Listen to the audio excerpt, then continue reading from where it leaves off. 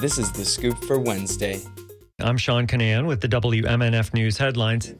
A developer that wanted a zoning change in Citrus County to attract large-scale data centers has withdrawn its plan from consideration. The Tampa Bay Times reports that Citrus County officials announced that decision on its Facebook page yesterday. The county enacted a one-year moratorium on data centers last month. It says the scheduled vote in July about the proposal by Deltona Corporation would no longer take place. A large children's health care provider is challenging the state agency overseeing Medicaid. The provider claims Florida incorrectly cut reimbursement rates, thereby jeopardizing care for children it served. Pediatric Associates, which says it's the largest children's health care provider in the state, serving 300,000 clients, filed a challenge with the Division of Administrative Hearings yesterday. It alleges that the Agency for Healthcare Administration incorrectly changed Medicaid reimbursement rates for 2025 and 2026.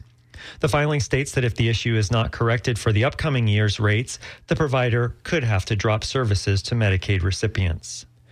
Last week, the League of Women Voters of the St. Petersburg area hosted a mayoral forum at the St. Pete College Gibbs Campus Music Center. WMNF's Daria Marinova reports on how candidates would manage the city's budget. All 6 candidates discussed issues like affordable housing, traffic safety, lower electricity costs, and the historic gas plant district. They also spoke on the Florida property tax amendment. Former Governor Charlie Crist called for transparency and budget controls. We need to reduce property taxes. I have a plan that does that by 4.4 mils.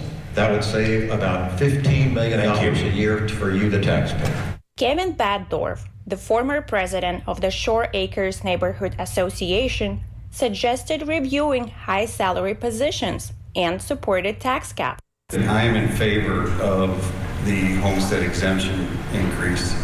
That will provide a tax benefit to every homeowner in the lower end of the homeowner scale. Councilwoman Brandy Gabbard pointed to her budget experience. It is going to take a large sum of money to be able to even prioritize public safety in our city. And so I will be looking very carefully at how we continue to fund the essential services. Current St. Pete Mayor Ken Welch argued that the major budget cuts resulting from the loss of property taxes would be challenging, especially as residents demand more city services. And so it will be very difficult to cut $35 to $50 million from our budget. And that is one reason I oppose this.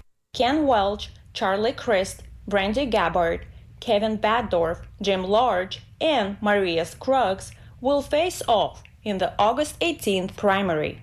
For WMNF News, I'm Daria Mironova. Yesterday was National Hydration Day, and the Tampa Bay area is already feeling heat index values as high as 105. WMNF's Chris Young tells us about the unique dehydration risks that older adults may face. Mary Beth Braden is the director of the adult daycare program at Neighborly.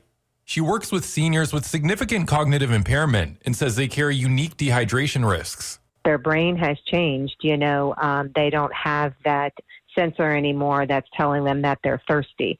So they're not going to go for a drink like we would if we were thirsty. A U.S. News and World report suggests that anywhere from 40 to 66% of seniors may be chronically dehydrated. Braden says to watch for signs of dehydration that may just look like old age, including confusion, fatigue, and muscle weakness. She also encourages people to schedule a hydration routine for their older loved ones. Chris Young, WMNF News. Members of the State Board of Education will hold a conference call next Tuesday to consider an interim leader for the Department of Education. It comes as Education Commissioner Anastasios Kamoutskas is set to begin his term as president of Polk State College on July 6th. The interim appointee would be expected to remain in place through the end of the year when a new governor takes office. Kamoutskas was Governor DeSantis' deputy chief of staff when the board approved his appointment as commissioner a year ago. It'll be hot and humid today with scattered afternoon thunderstorms and highs in the low 90s. Mostly clear tonight, overnight lows in the high 70s. Tomorrow, hot and humid with highs in the mid 90s. I'm Sean Canan with the WMNF News headlines. This is The Scoop, recorded at WMNF Tampa.